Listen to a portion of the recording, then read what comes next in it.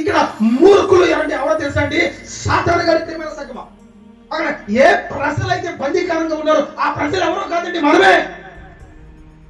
దేంతో మనము బందీకారం అయ్యాం తెలుసా? పాపంతో అయ్యామండి, లోకంతో అయ్యామండి. దేవునికి ఇష్టము లేని ప్రతి విషయంలో మనం చెయ్యెత్తి కాలెత్తి మనము దాంట్లో ఉండి ప్రతి విషయంలో మనం ఇరుక్కుపోయాం ప్రియమైన సంగమా. ఇక్కడ రాజు ఎవరో తెలుసా? నా యేసుక్రీస్తు వారి ప్రియమైన సంగమా. గట్టిగా చెప్పాలా? గట్టిగా చెప్పాలా? నా క్రీస్తు వచ్చి ఏం చేశాడు తెలుసా? ఈ సాతాను గాడితో రాజీ పడడానికి రాలా, ఏదో మాట్లాడడానికి రాలా, ఏదో రిక్వెస్ట్ చేయడానికి రాలేదు ప్రియమైన సంగమా.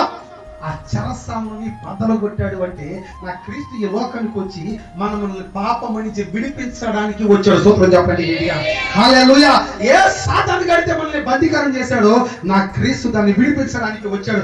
ఏ సాతాను గాడు మనల్ని ఇరిగించాలని వస్తున్నాడో నా క్రీస్తు విడుదల దయచేయడానికి వచ్చాడు ప్రియమైన సంగమా. సాతాను గాడు పాపంలో పడేయడానికి, మరణంలో మనల్ని పడేయడానికి వచ్చాడండి. కానీ నా క్రీస్తు మాత్రం దేనికి వచ్చాడో తెలుసా? మనకి జీవితాన్ని ఇచ్చడానికి, ఆయన రాజ్యంలో మనకి స్థానాన్ని ఇవ్వడానికి ప్రియమైన సంగమా.